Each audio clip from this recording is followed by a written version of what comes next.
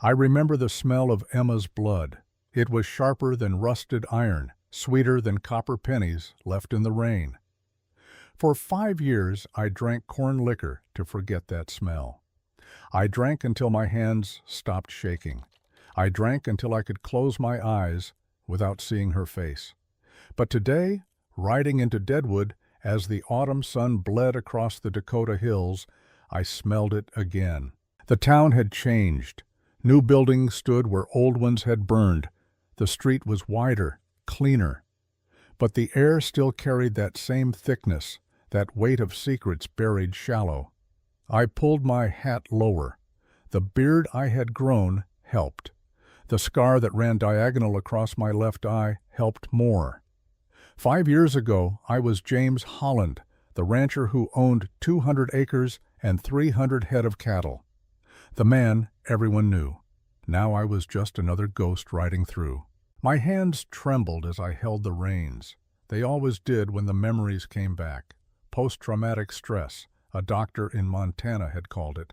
I called it justice delayed. Either way, my fingers shook and I had learned to live with it. 3 weeks ago, an old Apache man found me in a Montana mining camp. He was maybe 80 years old, bent like a question mark, his face a map of deep lines. He did not say hello, he just reached into his leather pouch and pulled out a necklace. Turquoise stones, the kind Emma used to wear. "The man who has this killed your wife," he said in broken English. His voice was dry wind through dead grass. "He is in Deadwood. My granddaughter Nina is there too. She knows the truth." I took the necklace. The stones were still warm from his hand. "Why are you telling me this?" I asked. The old man looked at me with eyes that had seen too much. "Because Emma Holland taught my granddaughter to read, because she was kind when no one else was, because some debts must be paid before death." He died in my arms 20 minutes later. Heart just stopped. I buried him on a hillside facing east, the way he asked. Then I saddled my horse and rode south. Now here I was, Deadwood. I hitched my horse outside a saloon called the Silver Dollar. New name, new owner probably. Inside, the air was thick with tobacco smoke and the sour smell of spilled beer. Men sat at tables playing cards. A woman in a faded red dress sang off-key in the corner. Nobody looked up when I walked in. I ordered whiskey. The bartender, a fat man with suspicious eyes, poured without asking questions. I did not drink it. I just held the glass and listened. "Heard Sloan caught another one," a man at the next table said. He wore a miner's clothes, dirt under his fingernails. His companion, younger, maybe 30, shook his head. "Third one this month. Man's got a sickness. Garrett Sloan's been doing this for years. Why's the sheriff not stopping him?" The younger man laughed, but there was no humor in it. "You know why. Nobody stops Sloan. Not while Crow's protecting him." My hand tightened on the glass. Crow. Nathaniel Crow. The name hit me like a fist to the chest. "What's Sloan doing?" I asked, keeping my voice neutral. The bartender glanced at me. "Mister, you new here? Passing through? Then keep passing. Deadwood business ain't for strangers." The miner leaned over. "He catches Apache women, tortures them in the town square. Looking for something, they say. Some kind of map or treasure. Been going on 5 years now. 5 years. The same time Emma died." "Where's he keep them?" I asked. The bartender slammed his hand on the bar. "I said Deadwood business ain't for strangers. Finish your drink and move along." I left the whiskey untouched. Walked out into the afternoon light. The sun was lower now, painting everything gold and red. I followed the sound of voices. The town square was not hard to find. About 50 people had gathered in a circle, like spectators at a hanging. But this was worse than a hanging. In the center, tied to a wooden frame, was a young Apache woman. Her wrists and ankles were bound with rope so tight the skin had split.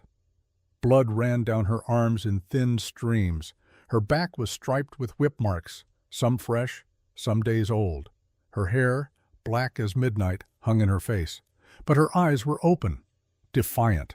2 men stood near her. The first was tall and thick, maybe 45 years old, with a face like weathered leather. He held a knife. As I watched, he grabbed a handful of the woman's hair and cut it off, tossing it into the dirt. The crowd laughed.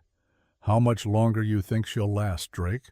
the man with the knife said. The second man, younger, leaner, checked a pocket watch. 10 more minutes and she'll be begging to die, Garrett. So this was Garrett Sloan, the torturer. The devil Deadwood let walk free. I pushed through the crowd. Nobody tried to stop me. They were too focused on the show. I got close enough to see the woman's face clearly. She was maybe 26. Her skin was darker than Emma's had been, her features sharper. But there was something in her eyes, something familiar. She looked directly at me. Her lips moved, barely a whisper. "Are you James?" The world stopped. How did she know my name? How did she even know to look for me? Then I understood. The old man, her grandfather. He must have told her I was coming. This was Nina. Garrett Sloan noticed me staring. He stepped forward, knife still in hand. Blood dripped from the blade. Not the woman's blood, someone else's. "Old man," he said, his voice carrying across the square. "You lost?" I did not answer. I just looked at Nina, at the ropes cutting into her skin, at the blood, at the way the crowd watched, like this was entertainment. And I smelled Emma's blood again. For 5 years I had run from that smell. I had buried it under whiskey and distance, and the lie that forgetting was possible. But standing here, watching another woman suffer the way Emma must have suffered, I knew the truth. You cannot outrun blood. You cannot outrun guilt. You can only face it. "Let her go," I said. My voice was quiet, but it cut through the noise. The crowd went silent. Garrett Sloan smiled. It was the smile of a man who had never been told no. "And who the hell are you?" he asked. I pulled back my hat. Let him see my face. Let them all see. "My name is James Holland," I said, "and 5 years ago you people watched while my wife was murdered. Today you are watching this. So I will ask one more time. Let her go." Let? Recognition flickered across a few faces in the crowd. Whispers started. "Holland? The rancher? I thought he was dead. Thought he killed himself after Emma." Garrett Sloan's smile faded. He looked past me, toward the edge of the square. I followed his gaze. A man stood on the porch of the bank, tall, thin, wearing an expensive suit. Even from this distance I could see his face clearly. Nathaniel Crow, my best friend, the man who stood beside me at Emma's funeral. The man who held me while I cried. The man who, according to Nina's grandfather, had killed my wife. Our eyes met across the square. For a long moment, neither of us moved. Then Crow smiled. It was not the smile of a guilty man caught. It was the smile of someone who had been waiting for me to come home. I had been a lot of things in my life. A rancher, a husband, a man who believed in working hard and trusting your neighbors, but I had never been a killer. Not until 5 years ago. The night I found Emma's body, I buried her at dawn. By noon, I had killed my first man. By midnight, I had killed 12. I did not know their names. I did not care. Someone told me they were part of a gang that robbed ranches. Someone said they were in the area the night Emma died. That was enough. I tracked them to a camp 20 miles north of Deadwood. I waited until dark. Then I walked in with 2 pistols and a rifle. I did not give warnings. I did not ask questions. I just killed. When it was over, I stood in the middle of their camp, surrounded by bodies, and realized I had made a mistake. These men were criminals, yes, but they were not the ones who killed Emma. I had murdered 12 people for nothing, so I ran, changed my name, grew a beard, moved to Montana, and tried to forget. But you cannot forget the first time you kill someone. You cannot forget the 12th time either. And now, standing in the Deadwood town square with Garrett Sloan staring at me like I was prey, I realized something else. I had been very good at killing, and I had not forgotten how. "Holland," Garrett said slowly. He glanced at Lucas Drake, the man with the pocket watch. "Thought you crawled into a bottle and died." "Not yet," I said. Garrett spun the knife in his hand, showing off. "You know, 5 years ago I heard you went crazy, killed a bunch of innocent men. That true?" "They were not innocent," I said, "but they were not the right men either." "So you admit it. You are a murderer." "Yes." The honesty seemed to surprise him. He expected denial, excuses. Instead, I gave him the truth. Lucas Drake laughed. "This old man thinks he can just walk in here and give orders. Garrett, you want me to shoot him?" Garrett shook his head. "Nah, let's have some fun first." He turned back to Nina, pressed the knife against her throat. Not hard enough to cut, just hard enough to threaten. "Here's what's going to happen, Holland," Garrett said. "You are going to turn around and walk away, and if you do not, I am going to cut this girl's throat while you watch." Nina did not flinch. She just kept looking at me. Her eyes were not begging for help. They were waiting to see what kind of man I was. I thought about Emma, about the letter I had never read, about the 5 years I spent running. Then I thought about the 12 men I had killed. I had spent 5 years trying to become someone who was not a murderer. Trying to convince myself that violence was not the answer, that justice meant law, not bullets. But standing here, looking at Garrett Sloane's smirk and Nina's blood, I remembered something important. Sometimes the only language devils understand is violence. I moved. Not fast, not slow, just precise. My right hand went to my hip. The Colt revolver I had carried for 20 years came up smooth. Muscle memory, the kind you never lose. Garrett saw it coming. He was fast too. His hand went for his gun, but I was faster.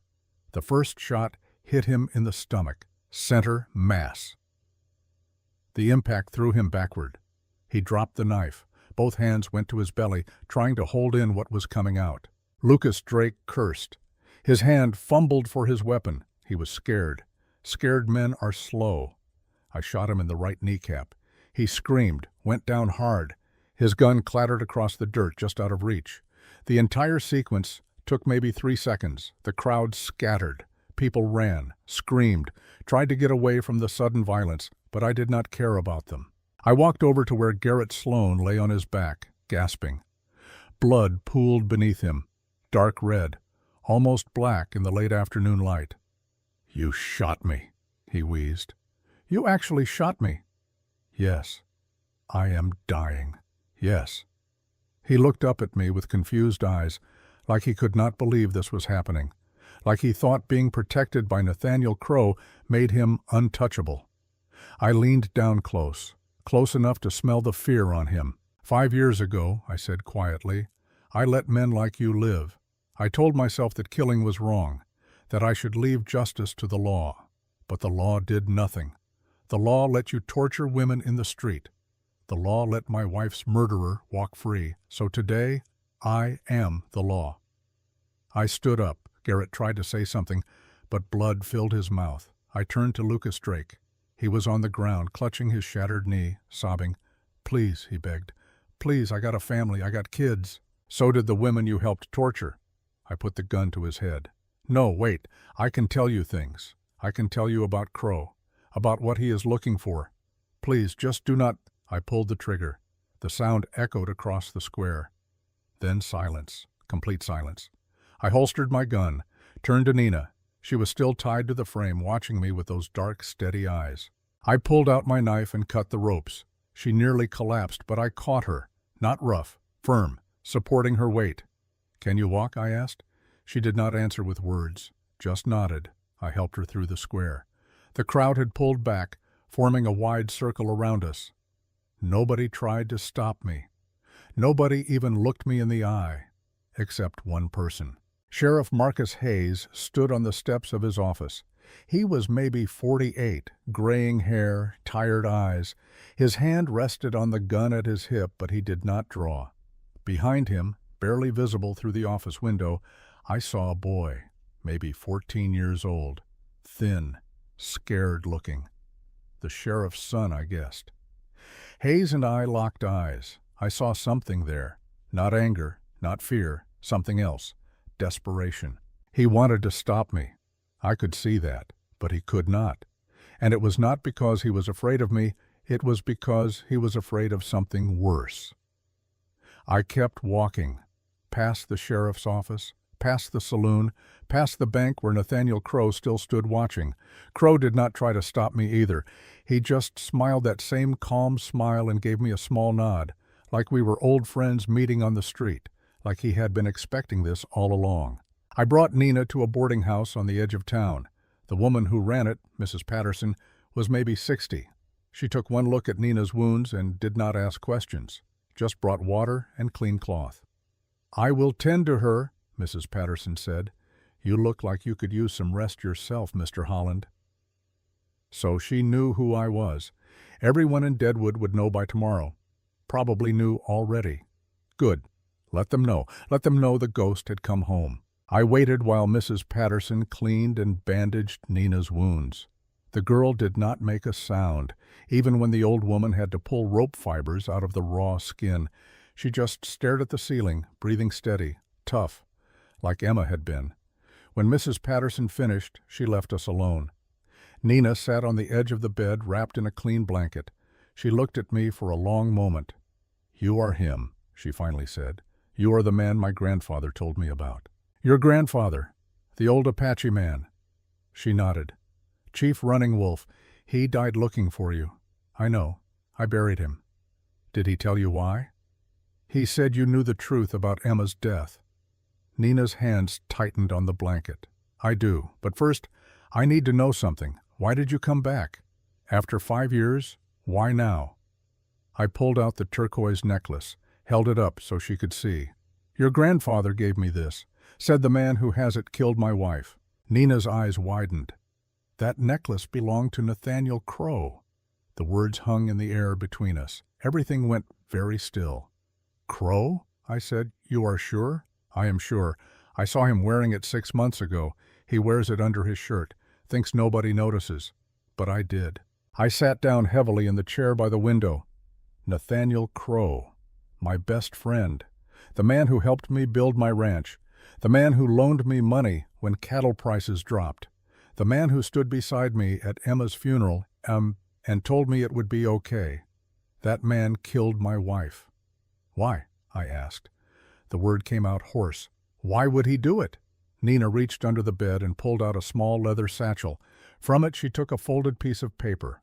Old, stained. 5 years ago, she said, my tribe discovered a silver mine. It was on your land, deep underground. My grandfather told Emma about it. She was the only white person he trusted. She taught me to read. Taught other children, too. She was kind. She unfolded the paper. It was a map, hand-drawn, showing the boundaries of my ranch and a spot marked with an X. "Emma was going to tell you about the silver," Nina continued. "But before she could, she told Nathaniel Crow. She trusted him, thought he was your friend." I felt sick. "Crow killed her for a map?" I said. "Not just for the map. The map is coded. It uses Apache words. Only someone from my tribe can read it properly. So after Crow killed Emma and took the map, he realized he still needed help. That is why he has been capturing my people, torturing them, trying to get someone to translate." I stood up, walked to the window, looked out at Deadwood. Somewhere in this town, Nathaniel Crow was probably sitting in his bank office, counting money, making plans, living his life, while Emma was dead, while Nina's people were tortured, while I spent 5 years drinking myself to death in Montana. "There's something else," Nina said quietly. I turned back to her. She reached into the satchel again, pulled out a letter. The paper was old, stained with something dark, blood. "My grandfather found this on Emma the night she died," Nina said. "She was holding it. He kept it all these years. Said if you ever came back, I should give it to you." She held out the letter. I stared at it, that letter. The one I had seen in Emma's hand when I found her body. The one I had never read because I could not bear to. For 5 years, I wondered what it said. For 5 years, I was too afraid to find out. Now here it was again, waiting. My hands shook as I took it.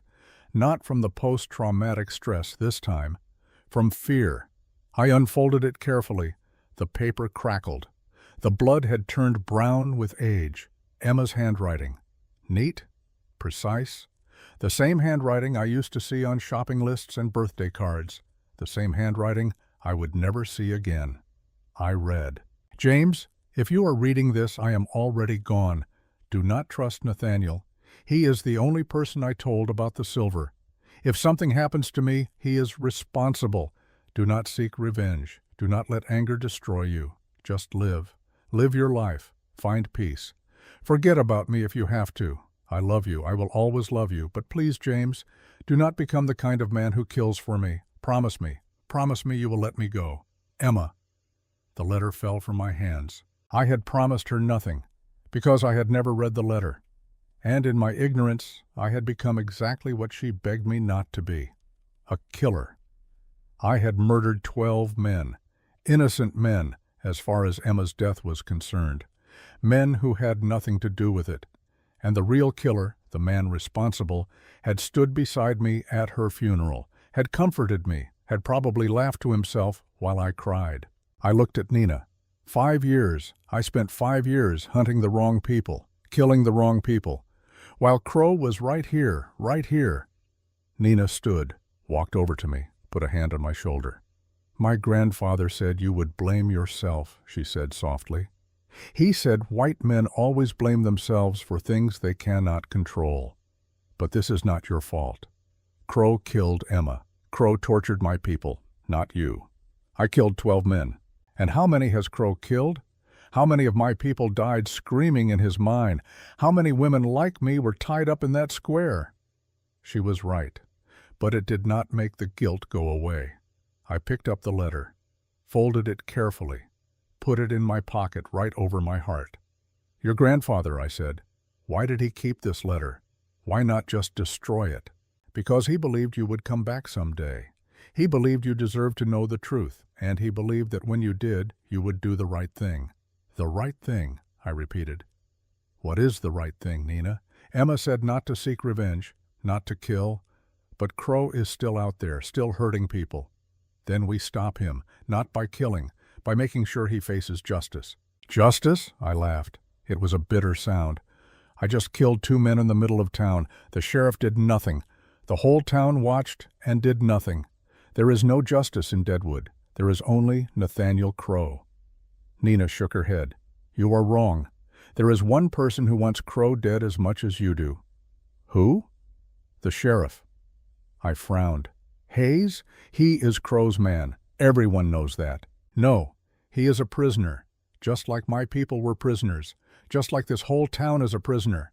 She walked back to the bed, sat down, winced as the movement pulled at her wounds. 3 years ago," she said, "Sheriff Hayes tried to arrest Crow, tried to investigate Emma's murder, but Crow found out, and Crow took something from Hayes, something he cannot get back on his own." "What?" "His son." I remembered the boy I had seen in the sheriff's office window, thin, scared. "Daniel," Nina said. "That is the sheriff's son's name. He is 14. 3 years ago, Crow took him, told Hayes that if he ever tried to arrest him again, Daniel would disappear. So Hayes does nothing, just watches, just waits, just hopes that someday someone will come along who can help." She looked at me. "Someone like you." Outside the sun was setting. Long shadows stretched across Deadwood. Somewhere a dog barked. Somewhere people were eating dinner. Living normal lives. But there was nothing normal about this town. Nothing normal about what I was about to do. I stood up, checked my guns, both still loaded, both ready. "Where are you going?" Nina asked. "To talk to the sheriff." "And then?" I looked down at her, this young woman who had been tortured, who had lost her family, who somehow still believed in justice. "Then," I said, "I am going to make Nathaniel Crow pay for everything he has done, and this time I am going to do it the right way." I walked to the door, paused, looked back. "Thank you," I said, "for keeping the letter, for waiting for me, for believing I would come back." Nina smiled. It was small, sad, but real. "Emma believed in you," she said. "So did my grandfather. Now I do too." I stepped out into the Deadwood night. The stars were coming out, cold and distant and indifferent to human suffering. But I was not indifferent, not anymore.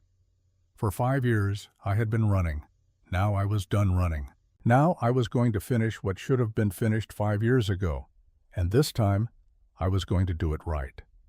This time, I was going to honor Emma's last wish, not by forgetting, not by walking away, but by making sure that when justice finally came to Deadwood, it came with the law behind it, not just a gun.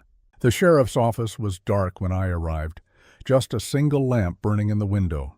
I could see Hayes sitting at his desk, head in his hands. He looked like a man who had not slept in years. I did not knock, just pushed the door open and walked in. Hayes looked up. His hand went to his gun, but he did not draw, just let it rest there, a habit more than a threat. "Holland," he said. His voice was tired, worn down. "I wondered when you would come. We need to talk." "About what?" "About how you just killed 2 men in broad daylight?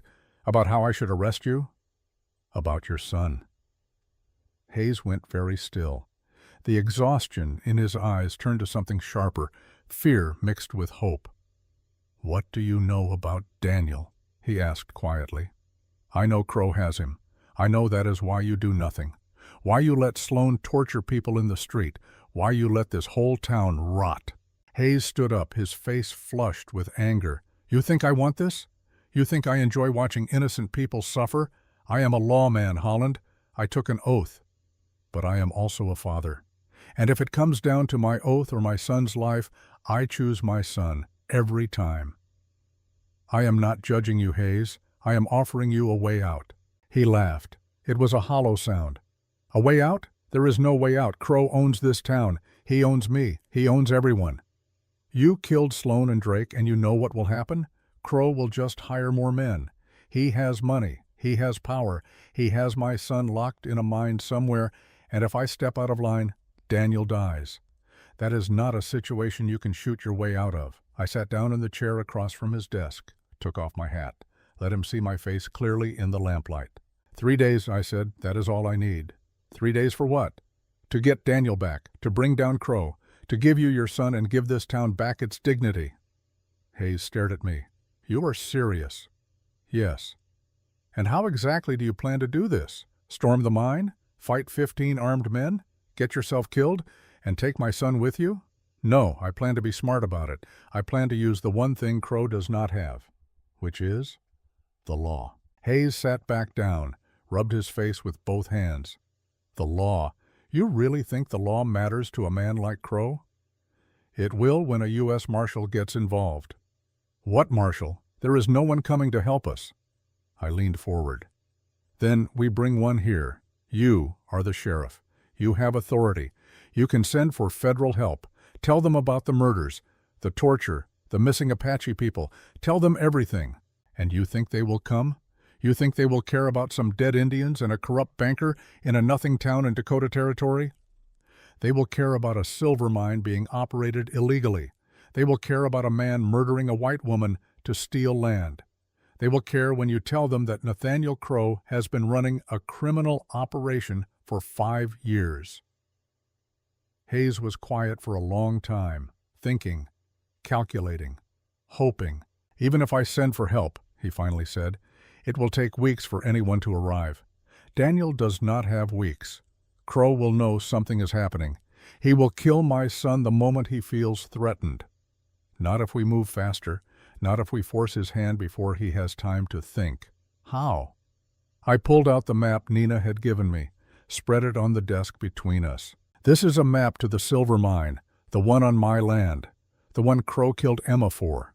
In 3 days, Crow is supposed to sign a contract with the federal government.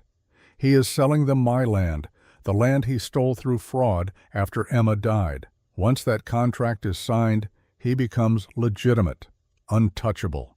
He will have government protection.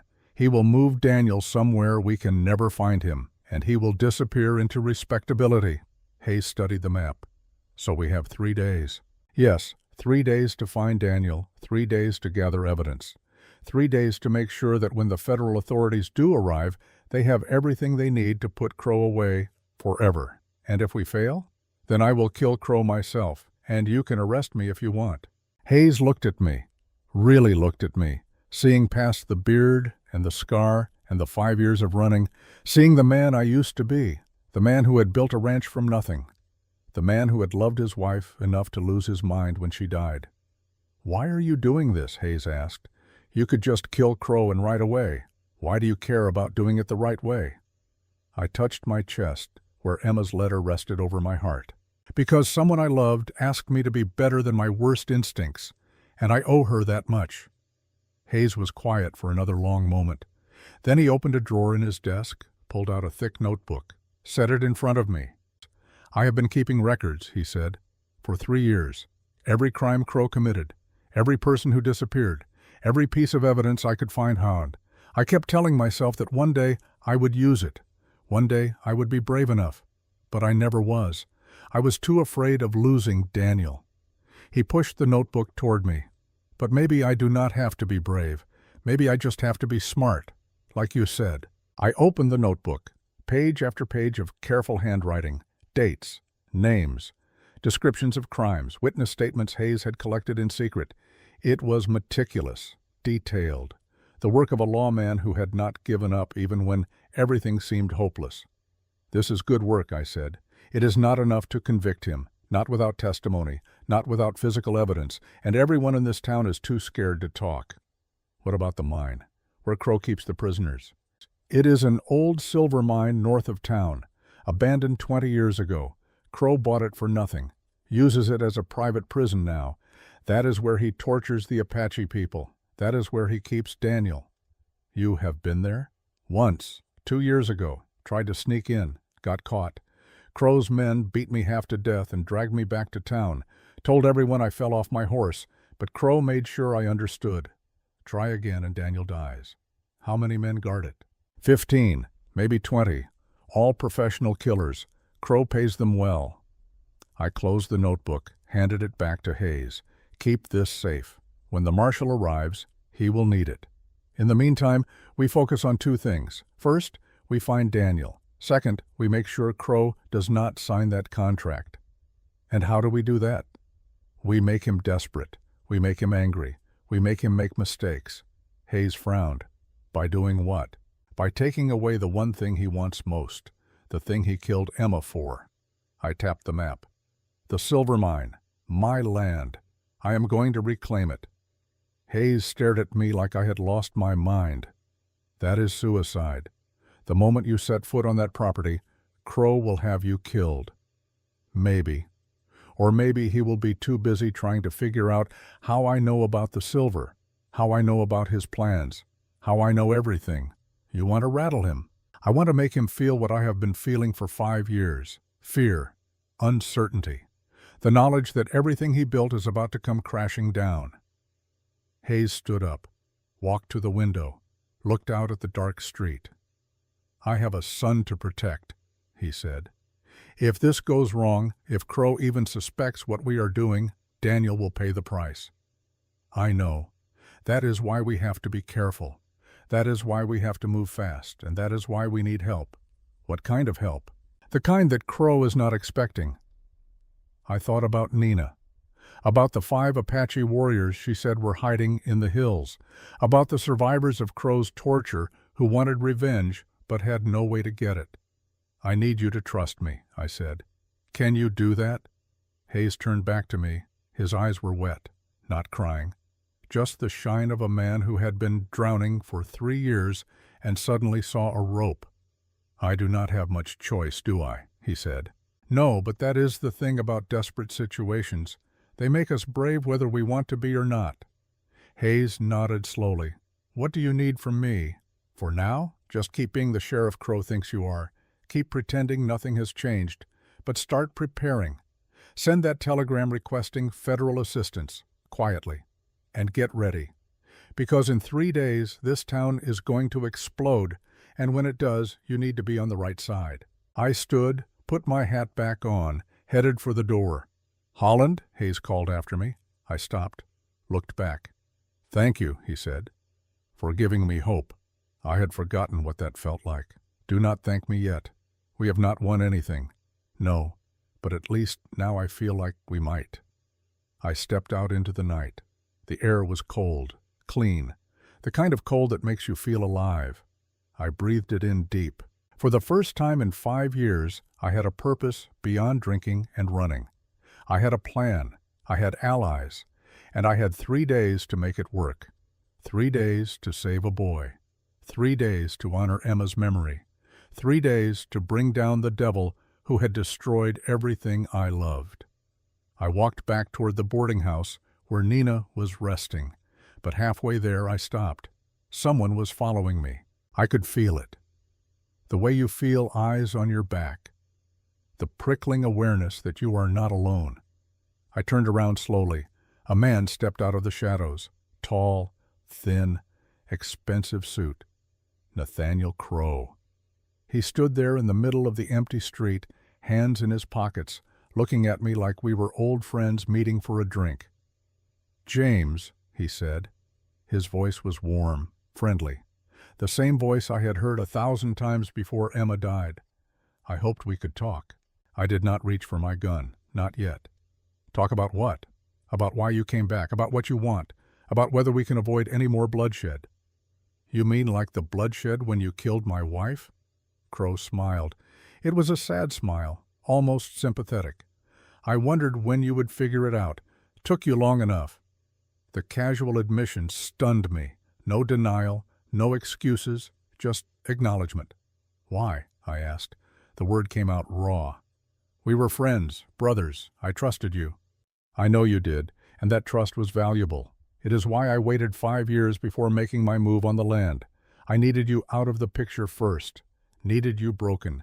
Needed you to run away and never come back. So you killed Emma. I killed Emma because she refused to see reason. I offered her everything, James. I offered her wealth, security, a life far better than what you could provide. But she laughed at me, said she would rather live in poverty with you than in a mansion with me. So yes, I killed her. Not out of anger, out of necessity. The words hit me like physical blows. He was not even trying to justify it. He was just explaining, like it was a business decision. You loved her, I said. I know you did. I saw it. Of course I loved her. I loved her for 20 years, since the day I met her. But Emma only ever saw you, the rough rancher with dirt under his fingernails. She never looked at me the way she looked at you, and that, James, was unforgivable. I stepped closer. My hand drifted toward my gun. Crow noticed. I would not do that if I were you. Look around. I glanced up. On the rooftops, in the alley mouths, behind windows. I saw them, men with rifles. At least 6 that I could spot. Probably more I could not. You see, Crow said, I knew you would come back eventually. The moment that old Apache man left to find you, I knew. So I prepared. These men have orders.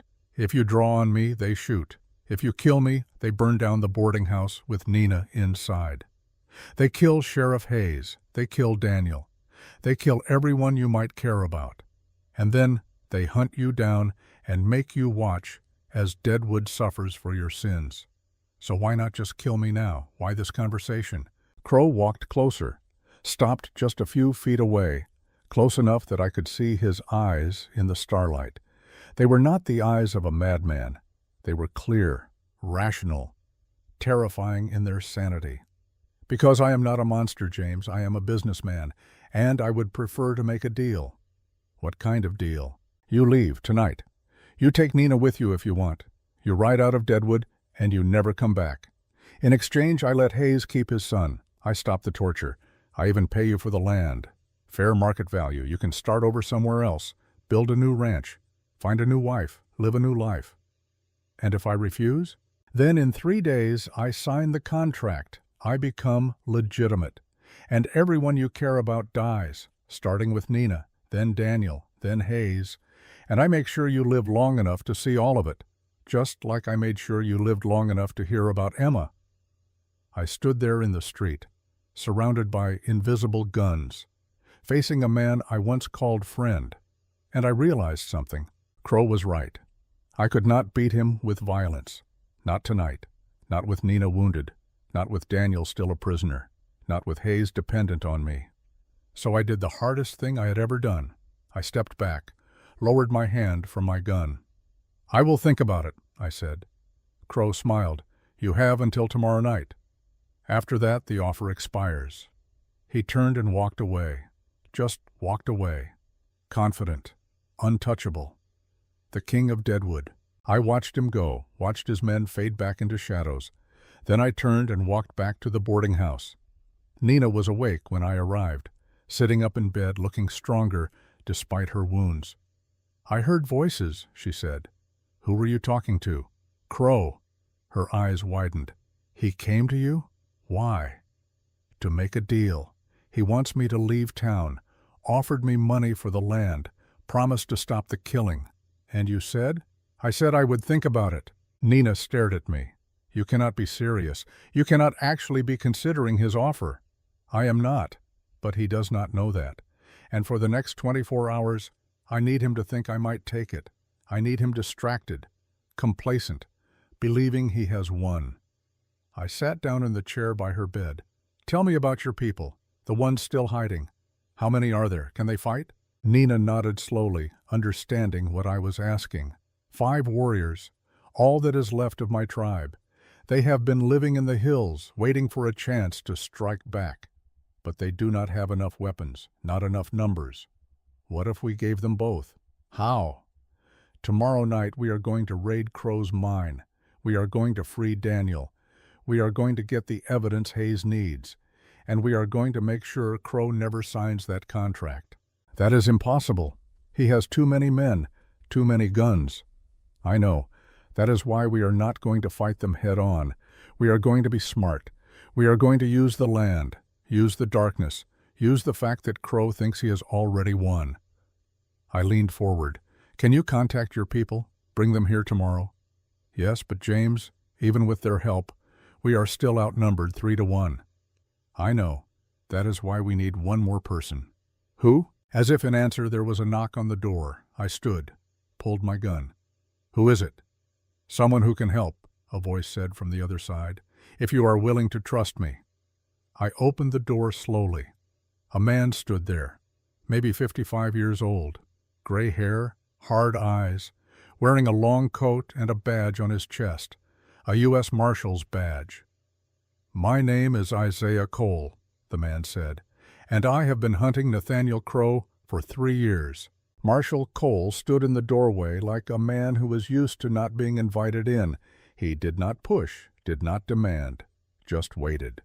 I kept my gun pointed at his chest. "How did you find me?" "I did not find you. I have been in Deadwood for 2 weeks, staying quiet, watching, waiting for an opening. Then you showed up and killed 2 of Crow's men in the middle of the street. That was loud, so I figured it was time we met." "You have been here 2 weeks and done nothing?" Cole's jaw tightened. "I am one man. Crow has 20. I have a badge. He has money and fear. I need evidence, witnesses, something that will hold up in a federal court. You think I want to sit around doing nothing while that bastard walks free? But if I move too soon, he disappears, and I lose my only chance." I lowered the gun, stepped aside. "Come in." Cole entered. His eyes went immediately to Nina. He nodded respectfully.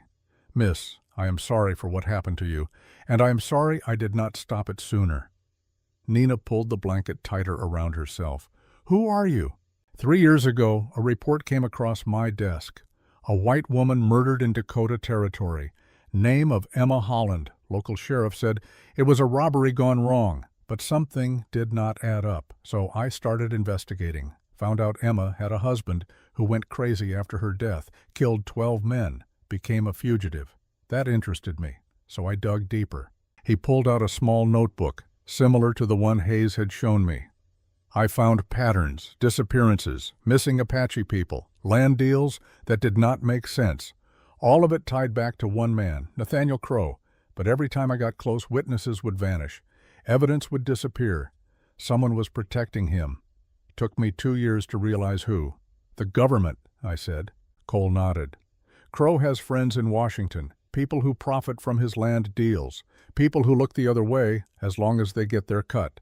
So I could not move officially, could not bring federal charges, had to work alone, had to wait for the right moment."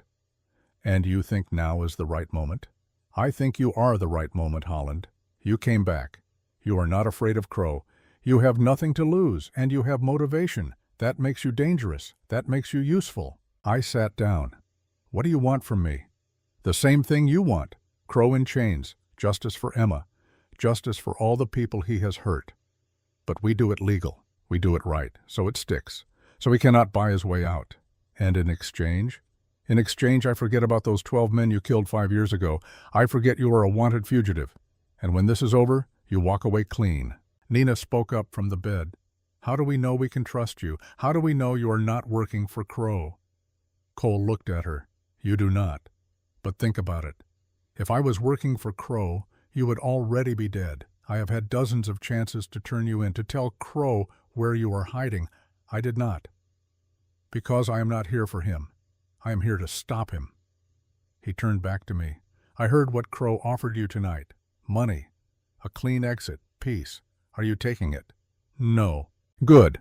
Because I am going to tell you something that will make sure you never consider it. He pulled out a photograph from his coat, handed it to me. It was a picture of a woman, maybe 35 years old, dark hair, kind eyes. She was standing in front of a schoolhouse surrounded by children. Her name was Rebecca Cole, he said quietly. My wife. She was a teacher in a town called Silver Creek, about 200 miles west of here.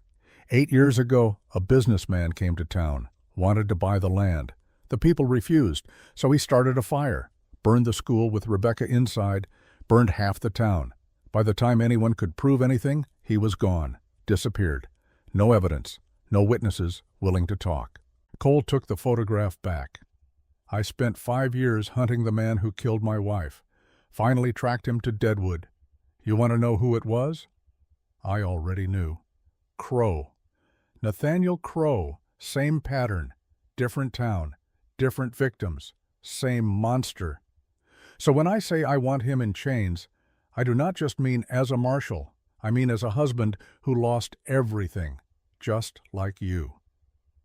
The room was quiet for a long moment. Finally, Nina spoke. What is your plan? Cole sat down. Tomorrow, Crow thinks you are considering his offer. That gives us 24 hours of breathing room. We use that time to gather what we need. Witnesses, evidence, and we rescue Sheriff Hayes' son. From a mine guarded by 20 armed men, I said. 15 now. You killed 2. That helps. But yes, still long odds, unless we're smart about it.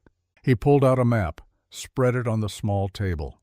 I have been watching that mine for a week. I know the guard rotations.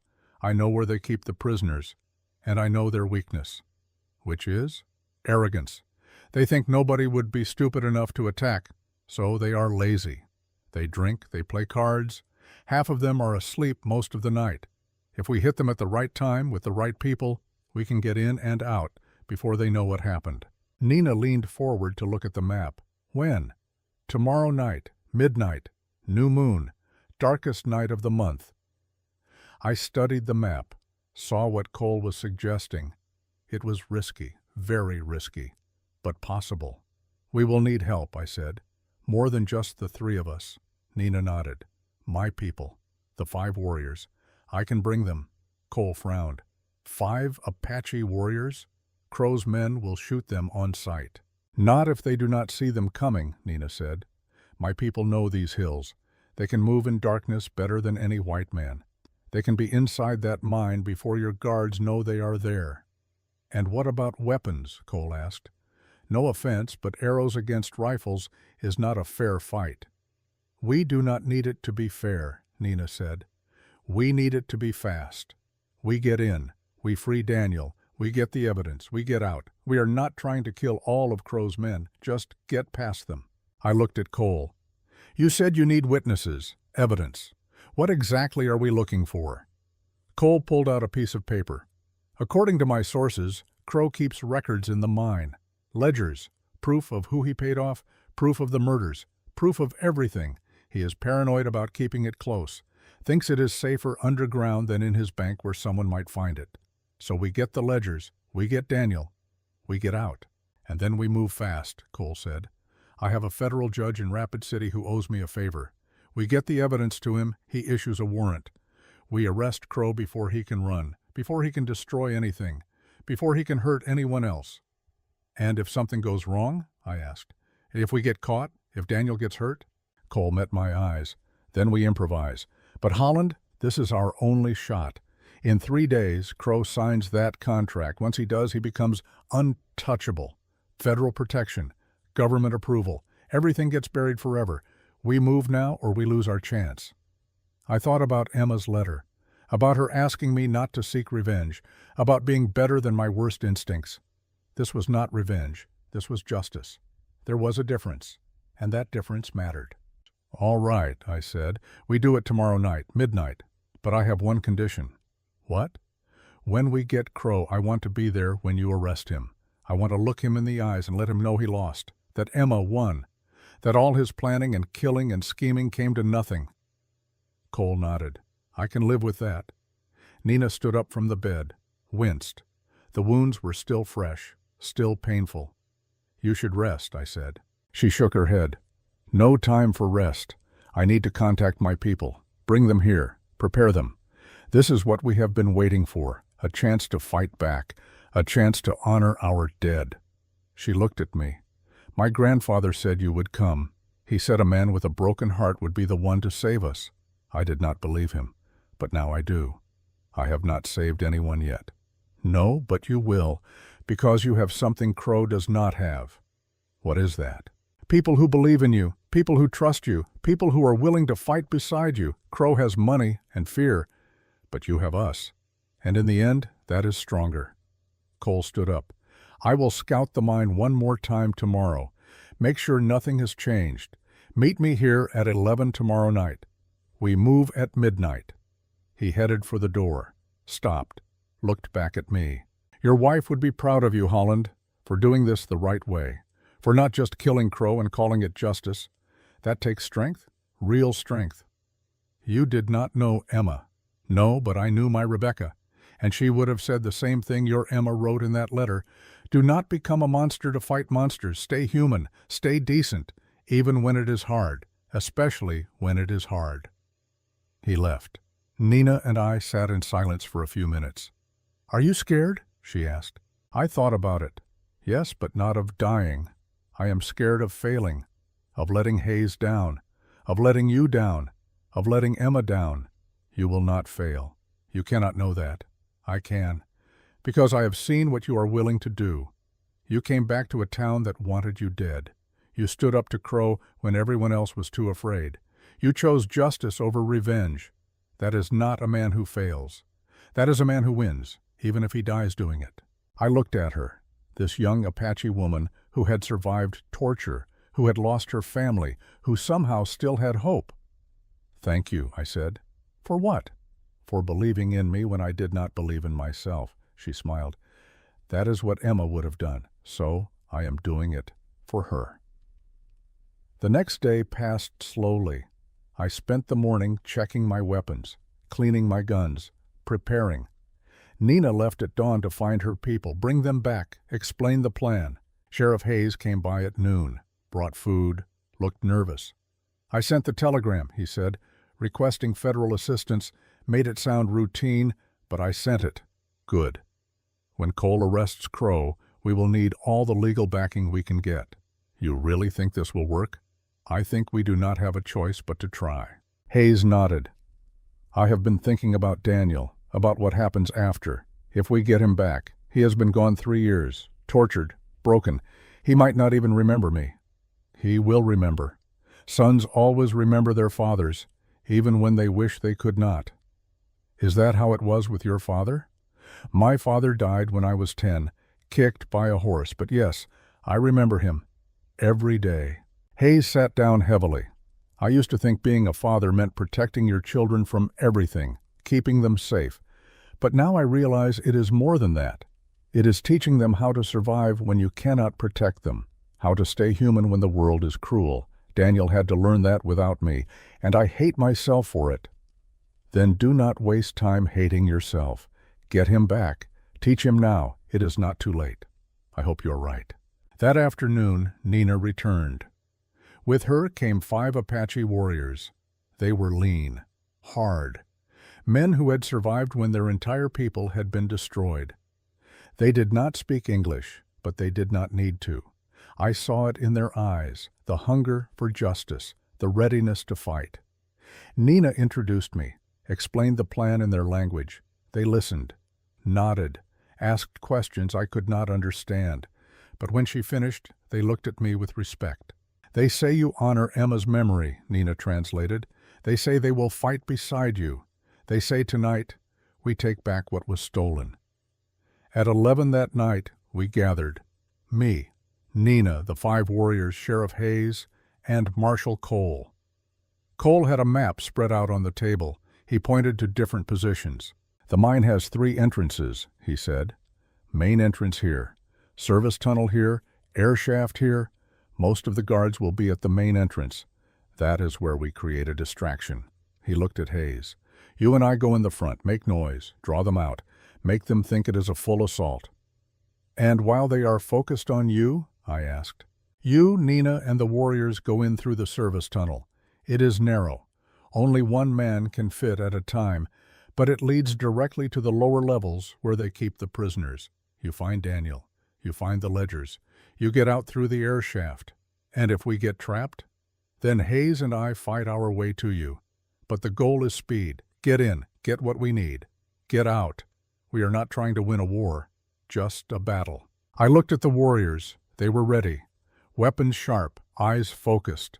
Nina translated the plan for them. They nodded. One of them, the oldest, maybe 40, said something in Apache. Nina smiled.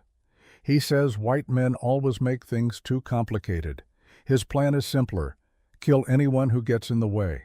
Take what we came for, leave the rest." "Tell him I like his plan better," I said. We moved out at midnight.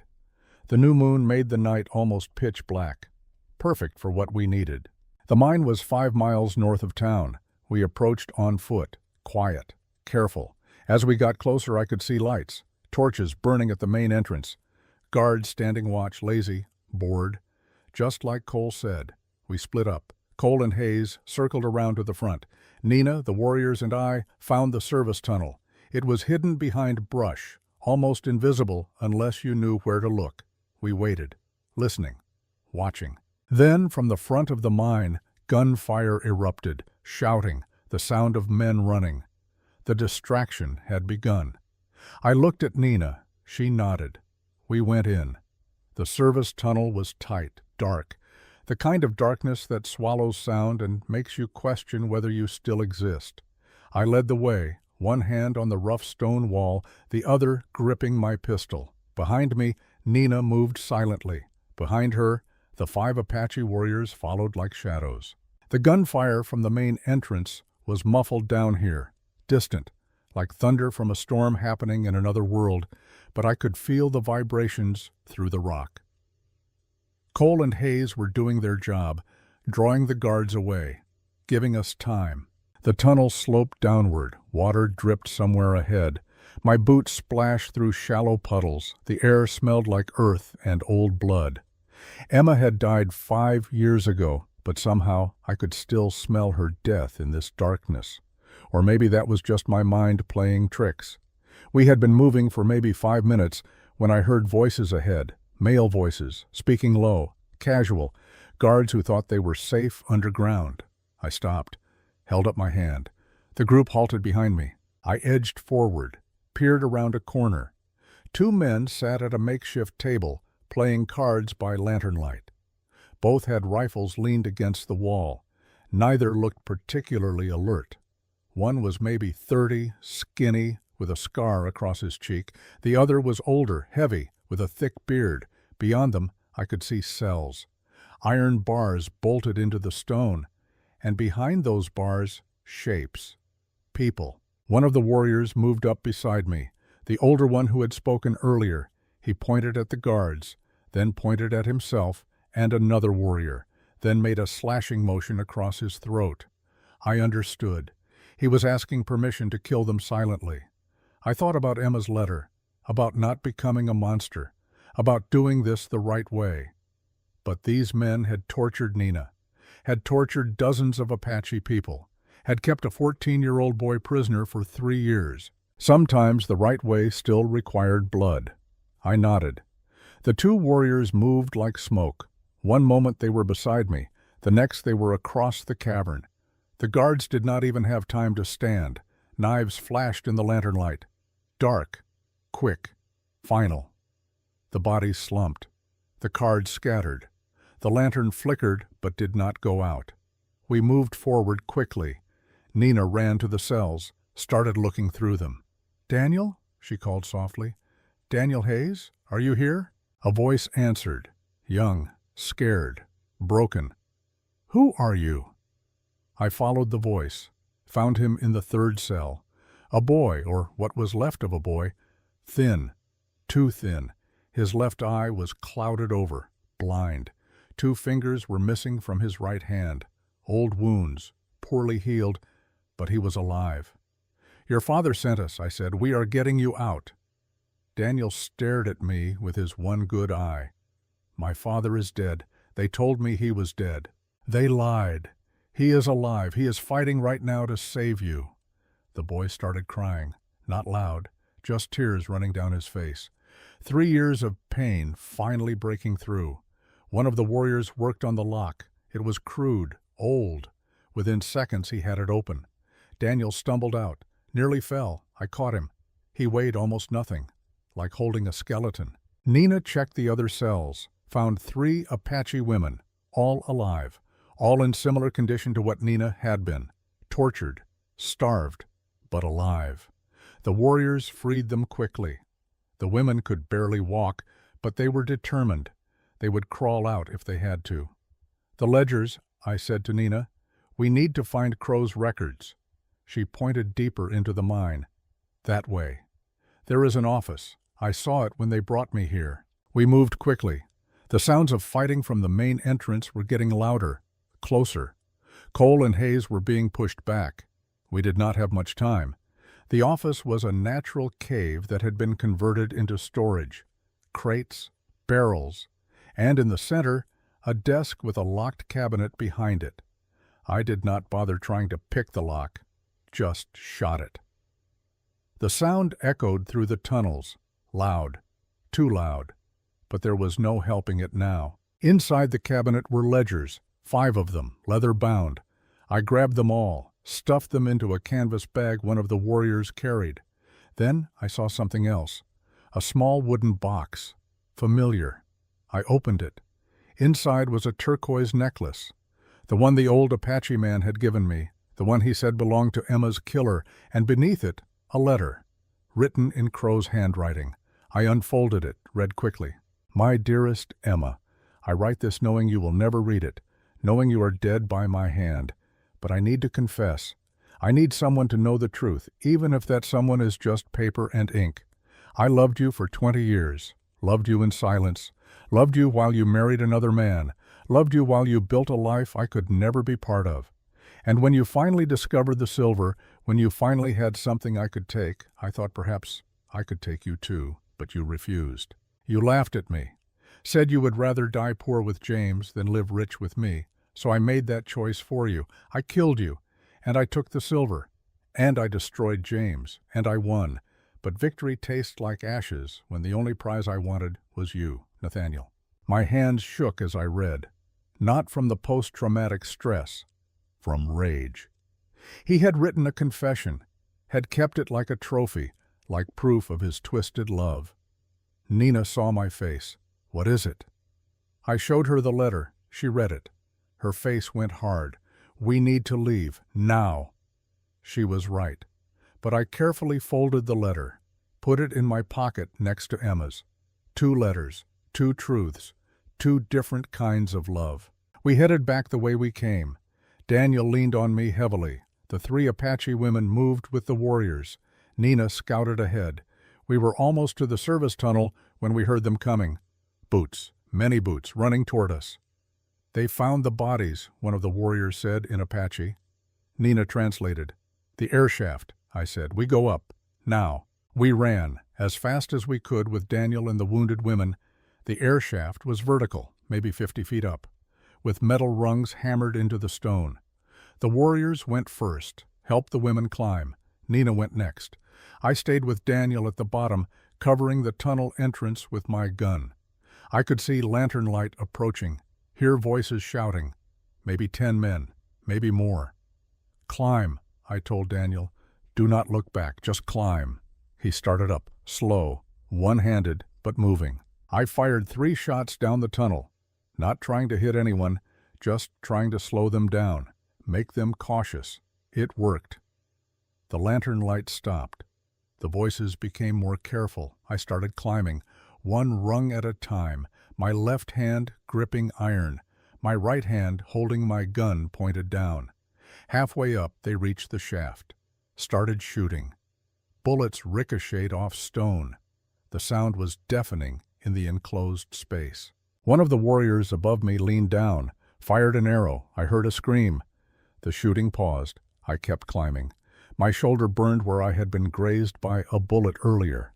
Blood ran down my arm, but I did not stop. At the top, hands grabbed me, pulled me out into the night air. We were on a hillside above the mine. The main entrance was maybe 100 yards below us. I could see Cole and Hayes pinned down behind rocks. At least 6 of Crow's men advancing on them. "We need to help them," Nina said. The oldest warrior said something in Apache. Nina translated. "He says we should run. We have what we came for. Let the white men handle their own fight." I looked at Daniel, at the boy who had suffered for 3 years, at his one good eye watching me. "No," I said, "we do not leave them." I turned to the warriors. "You get Daniel and the women to safety. Take them to the boarding house. Nina, you go with them. I will help Cole and Hayes. James, you cannot fight 6 men alone," Nina said. "I am not going to fight them. I am going to distract them." Before she could argue, I started down the hill, circling wide, using the rocks for cover. The warriors hesitated. Then the oldest one barked something. 2 of them followed me. The rest took Daniel and the women and headed toward town. We moved fast, quiet. The Apache warriors knew how to move in darkness, knew how to use terrain. Within minutes, we were behind Crow's men. I could hear them talking, coordinating, getting ready to rush Cole and Hayes' position. I aimed carefully, fired once. A man went down. The others spun around, confused, trying to figure out where the shot came from. The 2 warriors loosed arrows. 2 more men fell. Now they knew. They turned their attention to us, started firing. But that was what I wanted. With their attention divided, Cole and Hayes had an opening. I heard Cole shout, saw him and Hayes break from cover. They came at the remaining men from the front while we hit them from behind. It was over in seconds. 6 men dead. None of ours seriously hurt. Cole ran over to me. "You got Daniel?" "Yes, and the ledgers, and something else." I pulled out Crow's confession letter, handed it to him. Cole read it. His face went pale. "This is it. This is everything we need. A signed confession, in his own handwriting." Hayes stumbled over. He was bleeding from a cut on his forehead, but his eyes were wild with hope. "Daniel, is he alive?" "Alive. The warriors are taking him to town, to Mrs. Patterson's boarding house." Hayes almost collapsed with relief. Thank God, thank God. More gunfire erupted from the mine entrance. The rest of Crow's men were coming out. Maybe 10 of them, armed, angry. "We need to move," Cole said. "Now." We ran, up the hill, through the rocks. Behind us, bullets kicked up dirt. Men shouted, but we had darkness on our side, and knowledge of the terrain. By the time we reached town, it was nearly 2 in the morning. The streets were empty, silent. Like Deadwood itself was holding its breath. We went straight to the boarding house, found the warriors standing guard outside. Daniel was inside, alive. The 3 Apache women were being tended to by Mrs. Patterson. Hayes rushed in, found his son sitting on a bed, staring at nothing. "Daniel," Hayes said. His voice broke. "Daniel, it is me. It is your father." The boy looked up, his one good eye focused slowly. "Father? Yes, it is me. I am here. I am so sorry. I am so sorry I could not save you sooner." Daniel started crying. Hayes pulled him close, held him, both of them shaking. I turned away, gave them privacy. Some moments are too sacred to witness. Nina found me standing outside. "You did it. You saved him." "We saved him. All of us." She nodded, then winced. Her wounds were bleeding again. The climbing, the running, it had reopened them. "You need rest," I said. "So do you. You are bleeding." I looked down. She was right. My shoulder was worse than I thought. The bullet had done more than graze. It had gone through, clean, but bleeding heavily. Mrs. Patterson came out, saw us both, shook her head. "Inside, both of you. I will not have you bleeding on my porch." She patched us up. Efficient. No nonsense. The way a woman who had lived through the frontier learned to be. Cole was sitting at the table, the ledgers spread out in front of him, reading, his face getting harder with each page. "What is it?" I asked. "Names," Cole said. "Dozens of names. Government officials Crow paid off. Judges, marshals, even a territorial governor. This is bigger than I thought. This is not just one man's crime. This is a network. Will it be enough to convict him? With this confession letter? Yes, but Holland, once word gets out about what is in these ledgers, a lot of powerful people are going to want us dead. We need to move fast. Get this evidence to Rapid City, to the federal judge, before anyone can stop us." "How long will that take?" 2 days' ride, if we leave at dawn." Hayes came out of the back room. His eyes were red, but there was something different about him now, something stronger. "Daniel told me things," Hayes said quietly. "Things Crow did to him. Things I cannot unhear. Things I will never forgive." He looked at me. "I want to be there when you arrest him. I want him to see me, to know that he failed, that my son survived." "You will be there," Cole said. "We all will. But first we need to make sure Crow does not run. Holland, you said he is signing that contract in 3 days? 2 days now, the day after tomorrow. Then we need to stop him before then. We need to arrest him tonight, before he knows what happened at the mine, before he can prepare." I shook my head. "No. If we arrest him now, we tip off everyone in those ledgers. They will destroy evidence, flee. We will catch Crow but lose everyone else. So what do you suggest? We let him sign the contract. We let him think he won.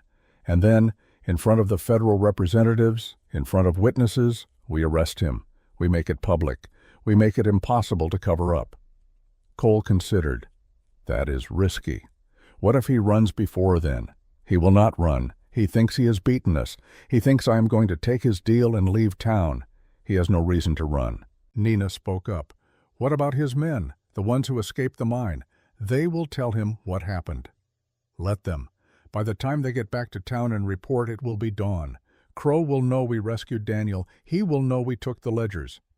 But he will also know we did not kill all his men. We did not burn his mine. We did not attack him directly. He will think we are afraid, think we are hiding." I stood up, walked to the window, looked out at dark Deadwood.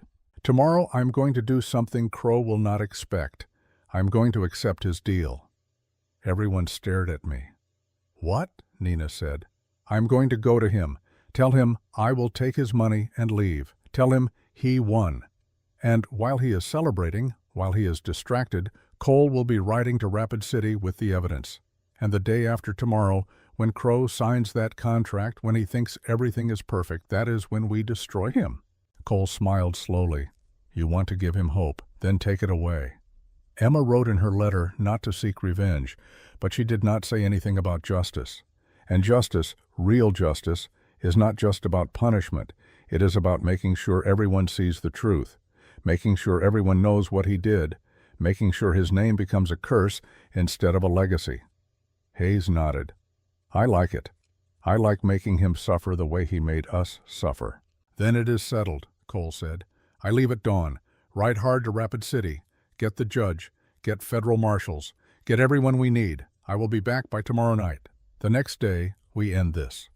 He looked at me.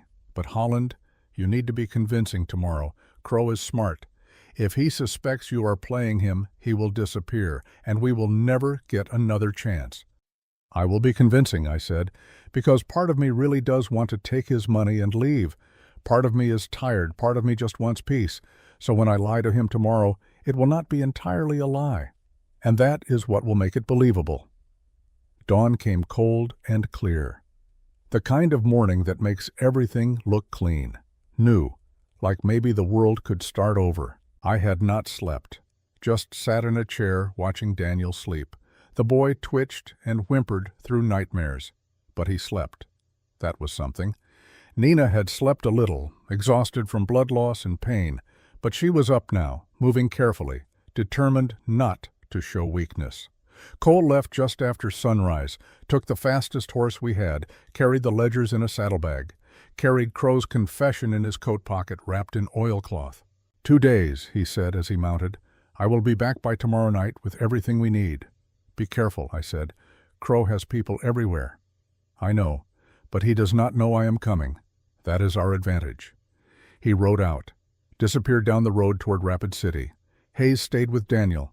The boy had not spoken much, just held his father's hand and stared at the wall. 3 years of horror could not be erased in a single night. But he was home.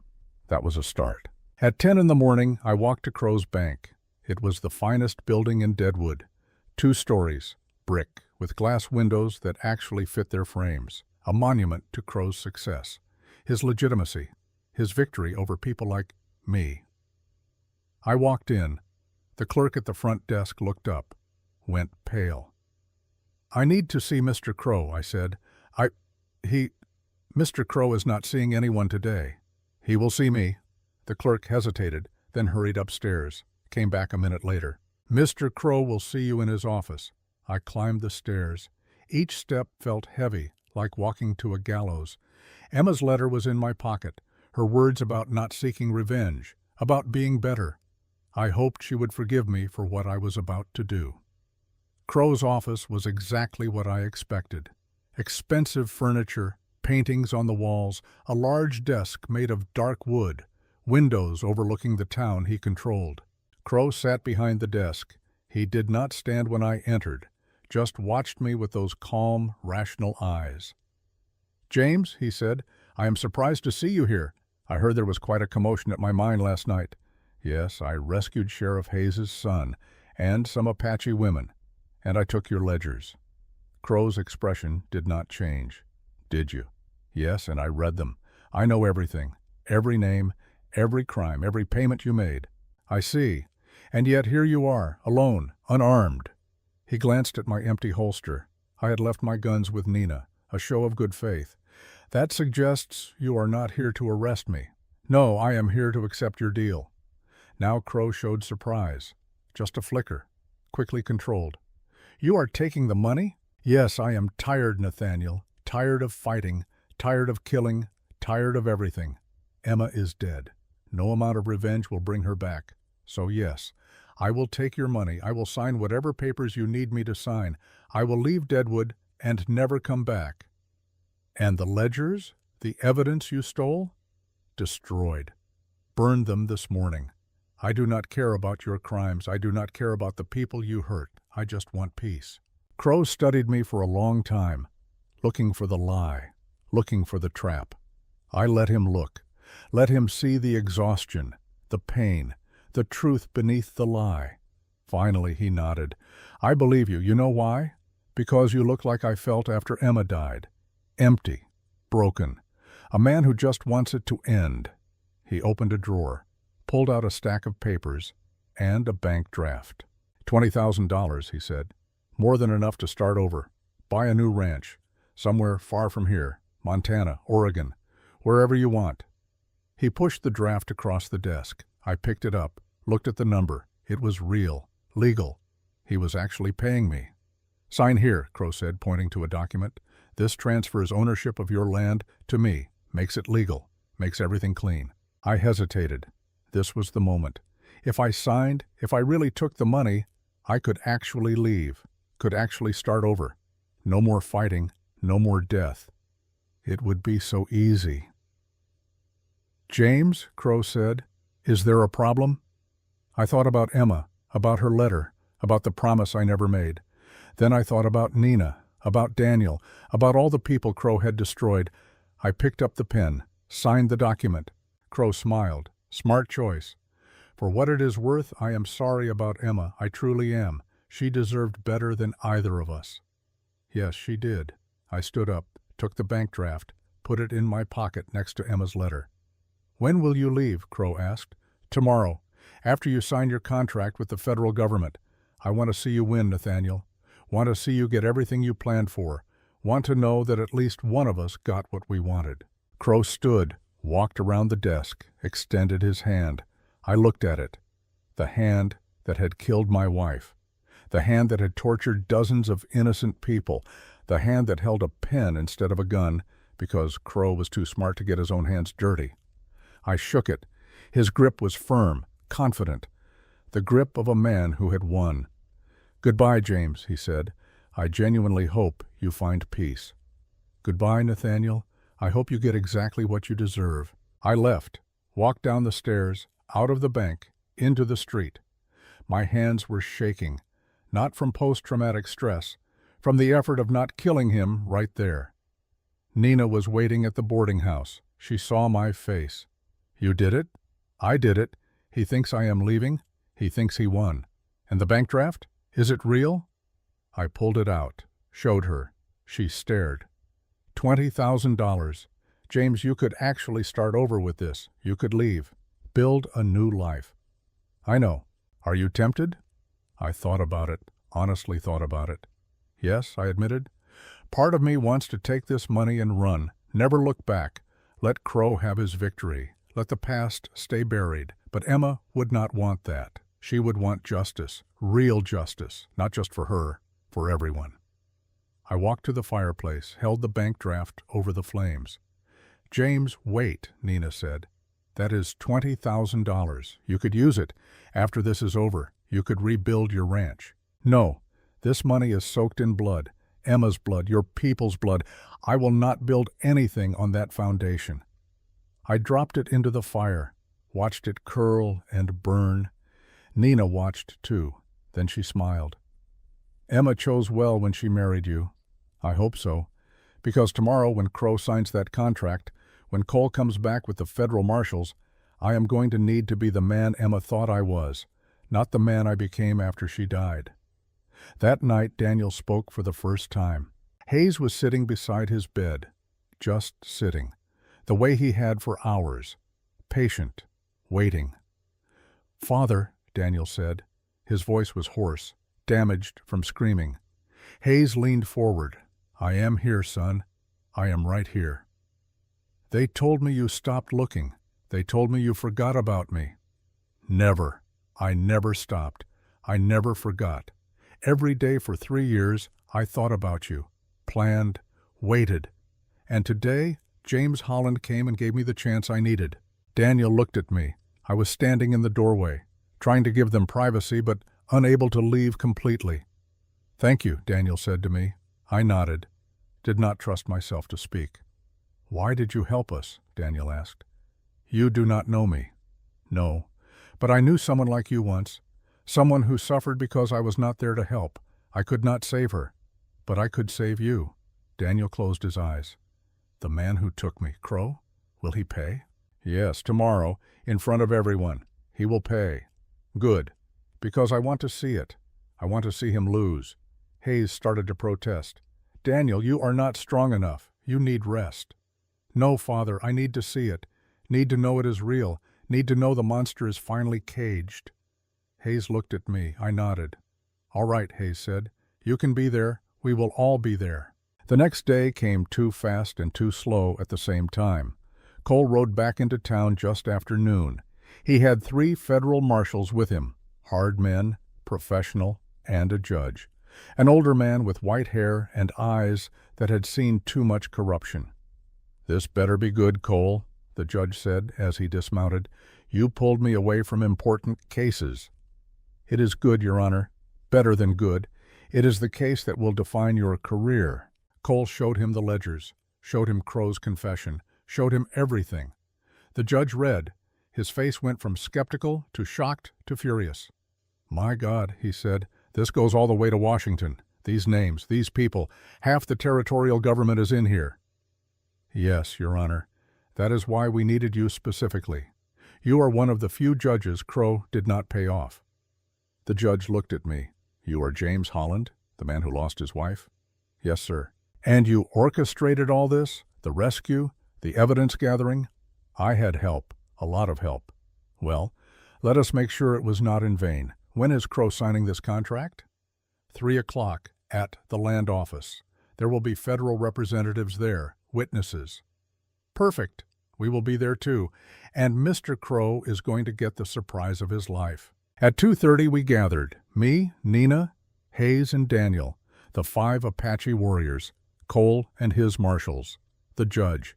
Mrs. Patterson even came, bringing some of the townspeople who had suffered under Crow's rule. We walked together through Deadwood. People saw us coming, saw the marshals, saw the judge. Word spread fast. By the time we reached the land office, a crowd had formed, maybe 100 people, all watching, all waiting. Crow was already inside. I could see him through the window, standing with 2 men in expensive suits, federal land office representatives. The contract was spread on a table, everything prepared. The clock struck 3. We walked in. Crow looked up, saw me, saw the others. His face went pale. "James, what is this?" "This," I said, "is justice." The judge stepped forward. "Nathaniel Crow, I am Federal Judge Harrison Mitchell. You are under arrest for murder, fraud, torture, conspiracy, and about 50 other charges I am still counting." Crow backed away. "You cannot arrest me. I have done nothing wrong. I have witnesses. I have lawyers. I have—" "You have a signed confession," the judge interrupted. He held up Crow's letter. "Written in your own hand, admitting to the murder of Emma Holland. Should I read it aloud? Let everyone hear how you killed a woman because she would not love you?" The color drained from Crow's face. "That letter is private. You have no right." "I have every right. Marshal Cole, please arrest this man." Cole stepped forward with iron shackles. Crow looked around wildly, looking for help, looking for his men, but they were not coming. The ones who survived the mine were either fled or dead. He was alone. For the first time in his life, Nathaniel Crow was alone and powerless. Cole locked the shackles around his wrists. "You have the right to remain silent, though given your confession letter, that probably will not help much." Crow's eyes found mine. "You lied to me. You played me." "Yes, I learned from the best." "The bank draft. You destroyed it, did not you? Threw away $20,000. Blood money. I would rather be poor and clean than rich and stained." Crow laughed. It was a bitter, broken sound. "You think you won?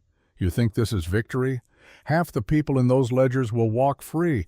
They have too much power, too many connections. I might go to prison, but they will protect themselves." "Maybe," I said, "but you will still be in prison, and that is enough for me." Daniel stepped forward, his one good eye staring at Crow. "You took 3 years from me," Daniel said. His voice shook but held. "You tortured me, broke me, but you did not kill me, and now I get to watch you fall." Crow looked at the boy. Something flickered in his eyes. Not quite remorse, but maybe recognition of the cost. "I am sorry," Crow said quietly, "for what it is worth. I am sorry."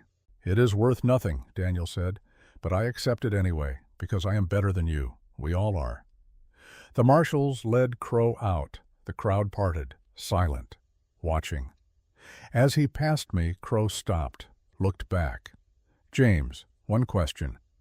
Did you ever really consider taking the deal, or was it always a lie?" I thought about it, gave him the truth. I considered it for about 10 seconds. Then I remembered Emma's face, and I knew some prices are too high, even for peace. Crow nodded, like he understood, like maybe, in some twisted way, he respected it. Then they took him away. The federal representatives from the land office stood there, confused. One of them cleared his throat. "What about the contract, the land sale?" The judge looked at the papers. "This contract is void. The land was obtained through fraud and murder. It reverts to its rightful owner." He looked at me. "That would be you, Mr. Holland?" I stared at the document. My ranch, my land, everything I had lost 5 years ago, given back. "What will you do with it?" the judge asked. I looked at Nina, at Daniel, at Hayes, at the Apache warriors who had fought beside me. "I am going to rebuild," I said, "but not alone. Nina, your people have no home, no land. The mine has silver. The ranch has space. If you want it, it is yours too. We share it." Nina's eyes widened. "You would do that? Give us land?" "Not give. Share." Emma would have wanted it that way. She believed people could live together, work together. I think she was right. The oldest Apache warrior said something. Nina translated. "He says Emma's spirit is strong in you. He says our people would be honored to share your land." Hayes spoke up. "I am resigning as sheriff. Daniel needs me, needs time to heal. But if you need help on the ranch, we could use the work, the fresh start. You are both hired," I said. Mrs. Patterson pushed through the crowd. "Well, I suppose this means Deadwood might actually become a decent town now. About time." People laughed. Real laughter. The kind that had been missing from Deadwood for 5 years. Over the next 3 months, things changed. Crow went to trial in Rapid City, was convicted on all charges, sentenced to hang. But the night before the execution, he died in his cell. Heart failure, the doctor said. But I thought maybe he just could not face the rope, could not face the final humiliation. Either way, he was gone. The other names in the ledgers, some were prosecuted, some resigned in disgrace, some disappeared before they could be caught. But the network was broken. The corruption exposed. It would take years to fully heal, but it was a start. I rebuilt the ranch with Nina's help, with Hayes and Daniel, with the Apache warriors and the women we had rescued. We built new structures, repaired old fences, brought in cattle, planted crops. Daniel slowly healed. His body, anyway. His mind would take longer, but he smiled sometimes, laughed occasionally, and that was progress. Hayes became a father again. Learned to let go of guilt. Learned to be present. Nina became a bridge between our worlds, teaching me Apache customs, teaching her people about ranching, creating something new from 2 old traditions. And me? I learned to live with ghosts. Emma was still there, in every sunrise, every piece of land I walked, every decision I made. But she was not haunting me anymore. She was guiding me. 6 months after Crow's arrest, I stood on the porch of the rebuilt ranch house. The sun was setting, painting everything gold and red. Nina came and stood beside me. We did not talk, just watched the light change. "Do you think Emma would be proud?" Nina asked eventually. I thought about it, really thought. I think she would be happy we did it the right way, that we chose justice over revenge, that we built something instead of just destroying. And are you happy? Was I happy? After everything? After all the pain and loss and blood? I thought about Daniel laughing at something one of the warriors said, about Hayes teaching his son to write again, about the Apache women singing in the evening, about land that had been soaked in tragedy becoming a place of healing. "I am not haunted anymore," I said. "And for now, that is enough." Nina nodded. "Emma told my grandfather something once. She said the West is not about forgetting the past. It is about building a future that honors it. I think you are doing that. We are doing that. All of us." The sun touched the horizon. For just a moment the whole world was golden, beautiful, full of possibility. Then it was gone. But the stars came out, and they were beautiful too. Different, but still beautiful. I thought about Emma's letter, her last words to me. "Do not become a monster. Stay human. Find peace." I had not found peace yet, not completely, but I had found purpose, community, hope, and maybe that was better than peace anyway. Maybe that was what Emma had really meant all along. Not that I should forget her and move on, but that I should remember her and build something worth remembering. A legacy of justice, of compassion, of people from different worlds learning to share the same land. I touched the letter in my pocket, the one I carried always. "Thank you, Emma," I whispered to the stars, "for loving me, for saving me, for showing me the way back." The wind picked up, gentle, warm. And just for a moment I could swear I smelled her perfume, or maybe that was just imagination. Either way, it felt like goodbye. The good kind of goodbye. The kind that says, "I will always love you, but I am going to be okay." I walked back inside. Nina followed.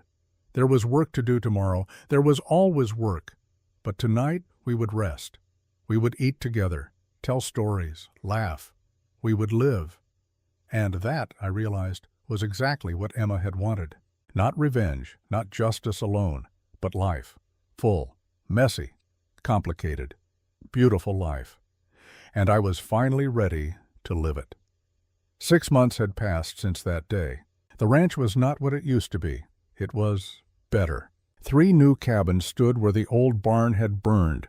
Nina and the Apache families lived in 2 of them, Hayes and Daniel in the 3rd. The cattle herd had grown to 50 head. Not much, but growing. Daniel worked alongside the Apache warriors now. His left hand was clumsy with only 3 fingers, but he learned. He smiled more, laughed sometimes. The nightmares were less frequent. Hayes had stopped wearing his sheriff's badge, wore a rancher's hat instead. He looked younger, lighter, like a weight had been lifted. Nina had become the bridge between 2 worlds, teaching Apache ways to Hayes, and Daniel, teaching ranching to her people, creating something neither culture had seen before. And me? I still talked to Emma sometimes, out by her grave, under the cottonwood tree we had planted together 20 years ago. But I did not talk to her ghost. I talked to her memory, and that was different. Ghosts haunt you. Memories guide you. The ranch had a name now. Nina had suggested it. 2 Rivers Ranch, she said, because 2 peoples flow together here, like rivers joining. Emma would have loved that. Standing on the porch that evening, watching the sun set over land that had seen so much pain, I felt something I had not felt in 5 years. Not happiness, not yet, but peace, real peace. The kind that comes not from forgetting the past, but from honoring it by building something better. Daniel rode up on his horse, waved, smiled his crooked smile. Hayes called everyone to dinner. Nina laughed at something one of the warriors said.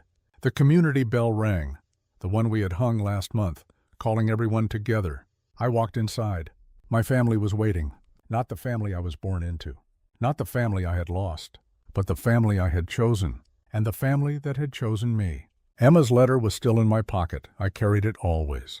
But I did not need to read it anymore. I knew what it said. Live, love, build, forgive. I had done all 4, and that finally was enough. The end.